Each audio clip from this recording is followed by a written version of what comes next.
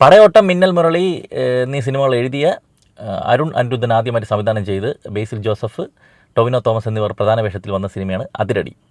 ഈ സിനിമയിൽ എനിക്ക് ഏറ്റവും ഇഷ്ടപ്പെട്ടത് ഇതിൻ്റെ സിനിമോട്ടോഗ്രഫി ചെയ്തിരുന്ന സാമുവൽ ഹെൻറി, അതുപോലെ ചമൻ ചാക്കോയുടെ എഡിറ്റിങ് ഗംഭീര വർക്ക് എന്ന് പറഞ്ഞാൽ ഇപ്പം ഒരുപാട് കയോട്ടിക് സിറ്റുവേഷൻസ് ഉണ്ട്. തുടക്കത്തിൽ ഒരു സാധനമുണ്ട്, അതിൻ്റെ പെയിൻ അത് കറക്റ്റായിട്ട് അത് എടുത്തിട്ടുണ്ട്. അതിൻ്റെ കട്ട്സിലായാലും അതിൻ്റെ സിനിമോട്ടോഗ്രഫിയിലായാലും. അതുപോലെ തന്നെ ഇതിൽ സെലിബ്രേഷൻ വരുന്ന സമയത്ത് നമ്മൾ ആ സെലിബ്രേഷൻ മൂഡിലോട്ട് ഇറങ്ങിപ്പോകും, ആ വൈബ് കിട്ടുന്നുണ്ട്. നമ്മൾ അതിനകത്താണ് എന്നുള്ളത് ഇതിൽ ഭയങ്കര റിച്ചായിട്ട് ഭയങ്കര ഗംഭീരമായിട്ട് ആ ക്രാഫ്റ്റ് വർക്കൗട്ടായിട്ടുണ്ട്.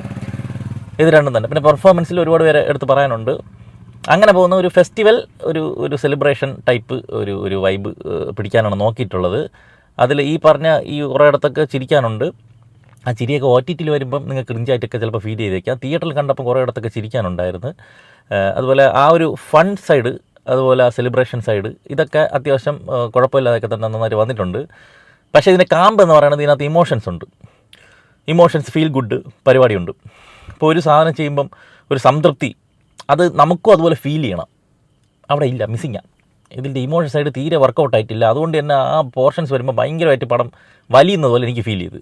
സെക്കൻഡ് ഹാഫിൽ ഒരുപാട് സീനുകൾ, അതുപോലെ ക്ലൈമാക്സ് സമയത്തൊക്കെ നമുക്ക് ആ ഫീൽ കിട്ടുന്നെങ്കിൽ ഓക്കെ, നമുക്ക് അതിൻ്റെ കൂടെ ഇമോഷൻ കിട്ടിയിട്ട്. വാഴ സിനിമയിൽ അതിൻ്റെ ക്ലൈമാക്സിൽ ഒരുപാട് സമയത്ത് ഇത് നീട്ടി കൊണ്ടുപോയിട്ടുണ്ടെങ്കിൽ പോലും നമുക്ക് ആ ഫീൽ കിട്ടിയിട്ടുണ്ടായിരുന്നു.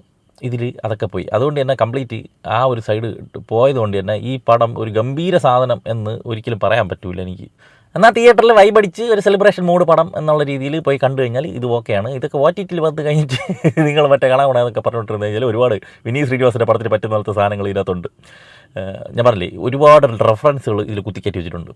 ഇതിൽ 1-2 തിയേറ്ററിൽ വർക്കൗട്ട് ആയിട്ടുണ്ട്. പക്ഷേ ചുമ്മാ റെഫറൻസ് കാണിക്കാൻ വേണ്ടി കുറേ സീനുകൾ ഉണ്ടാക്കുക, അത് ചെയ്ത ആൾക്കാരെ കൊണ്ടുവന്നിട്ട് അത് തന്നെ വീണ്ടും റീക്രിയേറ്റ് ചെയ്യിപ്പിക്കുക, അതിനെ ഫോഴ്സ്ഡായിട്ട് ചെയ്ത് വെച്ചിരിക്കുമ്പോൾ തോന്നി. അതുപോലെ ഒരുപാട് കഥാപാത്രങ്ങൾ ഇഷ്ടം പോലെ പേർക്ക് കൊടുത്തിട്ടുണ്ട്. ഒരുപാട് പേരെ എടുത്തിട്ടുണ്ട്. ഒന്നിനൊരു ഇതില്ല, ഒരു ആർക്കില്ല. ചുമ്മാ കുറേ പേരെ വാരി വെതറിയിട്ടിരിക്കും പോലെ. ഇപ്പോൾ ശാന്തിയുള്ള ദിനേശ ഇങ്ങനെ കാണുമ്പോൾ തന്നെ നമ്മൾ ചിരിക്കാൻ വേണ്ടിയിട്ട് സെറ്റാവും. അയാളെ കാണുമ്പോൾ തന്നെ നമുക്ക് ചിരി വരും. എന്നാൽ ആ കഥാപാത്രങ്ങൾ യൂസ് ചെയ്യുന്നുണ്ട്. എങ്ങനെ എടുത്തിട്ടിരിക്കുന്നു. അയാളെ കുറേ ഡയലോഗ് എടുത്ത് വെച്ചിട്ട് അവിടെ ആയിട്ട് കാണിക്കുക എന്നുള്ള പരിപാടി ആകത്തുള്ളൂ. അതുപോലെ നമ്മളെ കാട്ടാക്കട പാൻ ഇന്ത്യൻ അണ്ണൻ അങ്ങനെയൊക്കെ വിളിച്ച് വന്ന് ചുമ്മാ കളിയാക്കി വിടില്ല കേട്ടോ. അയാൾ നല്ല കാലിബറുള്ള ആക്ടറാണ്. അയാൾക്ക് അങ്ങനത്തെ റോൾ കൊടുക്കണം. ചുമ്മാ സൈഡിൽ ഇങ്ങനെ കുറ്റിയടിച്ച് നിൽക്കാൻ വേണ്ടിയിട്ട്, ചുമ്മാ എന്തെങ്കിലുമൊക്കെ പറയാൻ വേണ്ടിയിട്ടുള്ള റോൾ. എന്തിനാണ് ഇങ്ങനെ കഷ്ടപ്പെട്ട് നിങ്ങൾ കുത്തിക്കയറ്റണമെന്ന് എനിക്ക് മനസ്സിലായിട്ടില്ല. പടത്തിൻ്റെ തുടക്കത്തിൽ ഞാൻ പറഞ്ഞില്ലേ, ഒരു സാധനമുണ്ട്, അത് വർക്കായി. അവിടെ മാത്രമാണ് ആ ഒരു സാധനം വർക്കായത്. കുറച്ച് സീരിയസ് സംഭവമാണ്. അതായിട്ട് ബേസിൽ വരുമ്പോഴേക്കും പടം കംപ്ലീറ്റ് ഓൺ ആവുന്നുണ്ട്. ബേസിലെന്ന് പറഞ്ഞാൽ നമ്മളെ മുറ്റത്തിരിക്കുന്ന റോസാപ്പൂ പോലെയാണ്.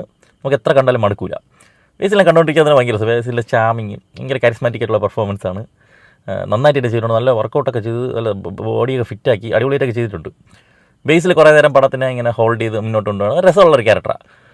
അങ്ങനെ ഒരു കോളേജ് പരിപാടി, തിരുവനന്തപുരത്താണ്, ഫുൾ തിരുവനന്തപുരമാണ്. കോളേജ് പരിപാടിയൊക്കെ ആയിട്ട് ഇങ്ങനെ മുന്നോട്ട് പോകുന്നു. ടൊവിനോ വരുന്നു. ടൊവിനോയെ കാണിച്ചപ്പോഴും ടൊവിനോയുടെ ഒരു പെർഫോമൻസും ആ ക്യാരക്ടറും ഒക്കെ രസമായിരുന്നു. ടൊവിനോ നന്നായിട്ട് ചെയ്തിട്ടുണ്ട്. ഇടയ്ക്ക് കുറച്ച് മമ്മൂട്ടി കയറി വന്ന് അങ്ങനെ ഒരു സാധനം ഉണ്ടാക്കി, ഒരു കോൺഫ്ലിക്റ്റ് ഉണ്ടാക്കി ഇത് മുന്നോട്ട് കൊണ്ടുപോകുമ്പോൾ ഇതെങ്ങോട്ടാണ് പോണത്, ഇതിൻ്റെ അവസാനം ക്ലൈമാക്സ് ഇതായിരിക്കും എന്ന് നമുക്ക് പ്രെഡിക്റ്റ് ചെയ്യാം.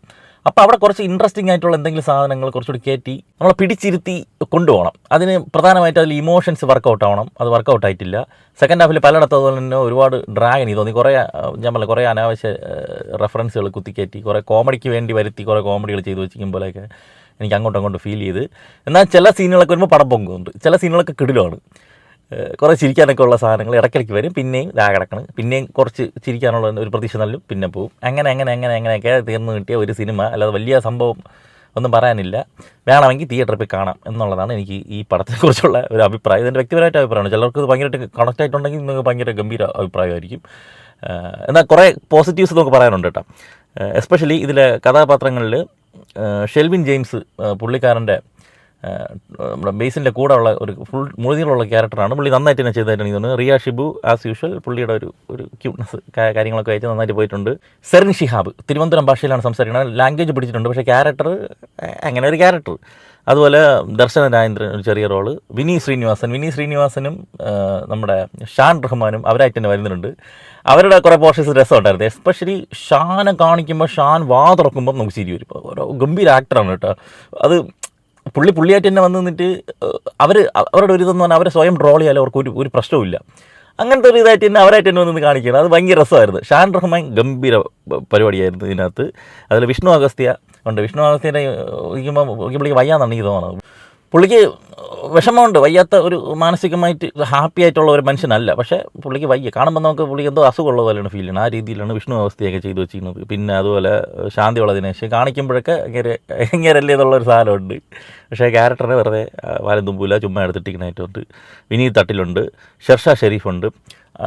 നല്ലൊരു ആക്ടറാണ് കേട്ടോ, നല്ല ഒരുപാട് കഷ്ടപ്പെട്ടിട്ടുണ്ട്. പക്ഷേ ഇതുപോലത്തെ ടൈപ്പ് സാധനങ്ങൾ വന്നു പോയാൽ ടൈപ്പ് കാസ്റ്റ് ചെയ്യപ്പെട്ട് അങ്ങനെ സൈഡിലും കിടക്കുകയുള്ളൂ. വേറെ കുറച്ചുകൂടിയൊക്കെ നല്ല ഒരു എക്സ്പ്ലോർ ചെയ്യാൻ പറ്റുന്ന ക്യാരക്ടറൊക്കെ കൊണ്ടുവന്നു ചെയ്തു കഴിഞ്ഞാൽ നല്ലത്. പിന്നെ നിയാസ് ഉണ്ട്, ജിയോ ബേബി ഉണ്ട്. ജിയോ ബേബി നൈസായിരുന്നു കേട്ടോ. ജിയോ ബേബി പറഞ്ഞ സീനുകളിലൊക്കെ ഈ സിനിമയിൽ മാത്രമല്ല ഏത് സിനിമയിൽ ഈ പുള്ളി വന്നാലും പുള്ളി രസമായിട്ടാണ് ചെയ്തിട്ട് പോകും. ഈ പടത്തിൽ രസമായിട്ട് ചെയ്തിട്ട് പോകും. പിന്നെ കണ്ണൻ നായർ, മനോജ് ഗിന്നസ്, പിന്നെ കുറേ പേരുണ്ട് കേട്ടോ. കുറേ സോഷ്യൽ മീഡിയയിൽ ഉള്ള ഒരുപാട് പേര്. അതിൽ സോഷ്യൽ മീഡിയയിൽ ഒരുപാട് റെഫറൻസുകളുണ്ട്. കുറേയൊക്കെ ഈ സോഷ്യൽ മീഡിയയായിട്ട് ബന്ധമില്ലാത്തവർക്ക് കണ്ടു കഴിഞ്ഞാൽ ഒന്നും മനസ്സിലാവില്ല. അതിനകത്ത് ഈ ഒരു യൂണിവേഴ്സിനകത്തൊക്കെ നിൽക്കുന്ന ആൾക്കാർക്ക് കുറേ കാര്യങ്ങളൊക്കെ വർക്കൗട്ടാവും. പിന്നെ അതുപോലെ മഹേഷ് കുഞ്ഞുമോനെ കൊണ്ടുവന്ന് എന്തിനിങ്ങനെ ക്യാരക്ടർ കൊടുക്കണത്, ചുമ്മാ അങ്ങ് കൊണ്ടിട്ടിക്കുക. മഹേഷ് കുഞ്ഞുമോൻ, ദേവിജി ഉണ്ട്, പറയാതെ ഒരുപാട് പേരുണ്ട്. പിന്നെ കുറേ ഒരു പുറത്ത് വിടാത്ത ട്രെയിലറൊന്നും കണ്ടിട്ടില്ല, പുറത്ത് വിട്ടിട്ടുണ്ടോ എന്ന് എനിക്ക് അറിഞ്ഞിട്ടുണ്ട്. പുറത്ത് വിടാത്ത ക്യാമിയോസൊക്കെ ഉള്ള പോലെയൊക്കെ ഫീൽ ചെയ്ത് അങ്ങനെ കുറേ ഒരു ഇതൊക്കെ ഉണ്ട്. ടെക്നിക്കൽ സൈഡ് നോക്കിക്കഴിഞ്ഞാൽ ഇപ്പം സാമു ഹെൻറിയുടെ സിനിമാറ്റോഗ്രാഫി ഗംഭീര വർക്കായിരുന്നു. വിഷ്ണു വിജയ് അടുത്ത ഒരു പ്രശ്നം, ഇമോഷൻസ് വർക്കൗട്ട് ആവണമെങ്കിൽ അതിൻ്റെ മ്യൂസിക് നന്നായിട്ട് സെറ്റായിട്ട് പോകണം. ഇതിൽ ചിലയിടത്തൊക്കെ പുള്ളി പഞ്ചാരി മേളമൊക്കെ വെച്ചിട്ട് വൈബ് സമയത്തൊക്കെ പിടിച്ചിട്ടുണ്ട്. പക്ഷേ കുറേ സമയത്തൊക്കെ വെറുതെ എന്തോ കുറേ ശബ്ദകോലാഹലം മാത്രമായിട്ട് ഫീൽ ചെയ്യണം. ഏരീസ് ഫ്ലെക്സിൽ നിന്നാണ് കണ്ടത്. എന്നിട്ടും അങ്ങനെ തന്നെ ഇമോഷൻ സമയത്ത് കൊടുത്തിരിക്കുന്ന സാധനങ്ങളൊന്നും ഒരു ഫീലില്ല. പിന്നെ ക്ലൈമാക്സിലൊക്കെ മറ്റേ ജ്ഞാപകം പോലത്തെ പരിപാടികളൊക്കെ ഉണ്ട്. ഇല്ലാത്ത ഒരു പ്രശ്നം നമുക്കത് കണ്ട് ഫീൽ ചെയ്യണം, ഭയങ്കരം. പിന്നെ പ്രൊഡക്ഷൻ ഡിസൈനർ മാനവ് സുരേഷ്, അത് നല്ല വർക്കാണ് കേട്ടോ. ഓരോ ഫ്രെയിമിൽ എന്തൊക്കെ വരണമെന്ന് അത്രയും ശ്രദ്ധിച്ച് ചെയ്തിട്ടുണ്ട്. എസ്പെഷ്യലി ഈ കോളേജിൽ ഒരു ഫെസ്റ്റിവലാണ്. ഫെസ്റ്റിവൽ വരുന്ന സമയത്ത് അവിടെ ഓരോ സാധനങ്ങളും കൊണ്ടുവന്ന് എക്യുപ്മെൻറ്റ് കൊണ്ടുവന്നത് അതിലൊക്കെ മൈന്യൂട്ടായിട്ട് ശ്രദ്ധിച്ച് ചെയ്തിട്ടുണ്ട്. അതും എടുത്ത് പറയേണ്ട ഒരു സാധനം തന്നെ, ഞാൻ ആദ്യം പറയാൻ വിട്ടുപോയി. ഗംഭീര വർക്കാണ് പ്രൊഡക്ഷൻ ഡിസൈനിലുള്ളത്. അതുപോലെ കോസ്റ്റ്യൂം നന്നായിരുന്നു. മക്സർ ഹംസ, റോണക് സേവൻ്റെ മേക്കപ്പ് ഇതൊക്കെ കൊള്ളാം. പക്ഷേ പടം മൊത്തത്തിൽ അങ്ങനെ ആയിപ്പോടെ. ഒരുപാട് നല്ലൊരു സിനിമ ആയിരിക്കുമെന്നുള്ള ഒരു ടീമിൽ എനിക്ക് അത്ര പ്രതീക്ഷ ഉണ്ടായിരുന്നു. അത്രയ്ക്ക് അങ്ങോട്ട് വന്നില്ല എന്നുള്ളതാണ് എൻ്റെ ഒരു അഭിപ്രായം. ഒരു കാര്യം പറയാൻ വിട്ടുപോയി, ബേസിൽ ജോസഫാണ് പ്രൊഡക്ഷൻ. ഇപ്പോൾ തുടക്കത്തിൽ ബേസിലിൻ്റേതായിട്ട് ഒരു സാധനം കാണിക്കും, മറ്റേ പ്രൊഡക്ഷൻ എന്ന് പറഞ്ഞിട്ട് പിസാ ഗോപുരത്തിന് ഒരു ഡയപ്പർ ഇട്ടുകൊണ്ടെന്ന ലുട്ടാപ്പിയെ പോലെ കണക്കിനൊരു സാധനം പിസാ ഗോപുരത്തിനെ പൊക്കിയർത്തി പരിപാടി.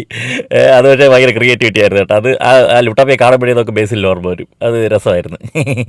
ആമസോൺ, ഫ്ലിപ്കാർട്ട്, അജിയോ, മിന്ത്ര മുതലായ ഓൺലൈൻ ഷോപ്പിംഗ് സൈറ്റുകളിലൊക്കെ കുറേ ഓഫർ ഡെയിലി വരുന്നുണ്ട്. അപ്പോൾ നിങ്ങൾ അറിയാതെ പോകുന്ന അത്തരം ഓഫറുകളൊക്കെ നമ്മുടെ വാട്സാപ്പ് ചാനലിൽ റെഗുലർലി അപ്ഡേറ്റ് ചെയ്യാറുണ്ട്. അപ്പോൾ താല്പര്യമുള്ളവർ നമ്മളെ വാട്സാപ്പ് ചാനൽ ഒന്ന് ഫോളോ ചെയ്തോളി. ലിങ്ക് ഫസ്റ്റ് കമൻറ്റിൽ പിൻ ചെയ്ത് വെച്ചിട്ടുണ്ട്.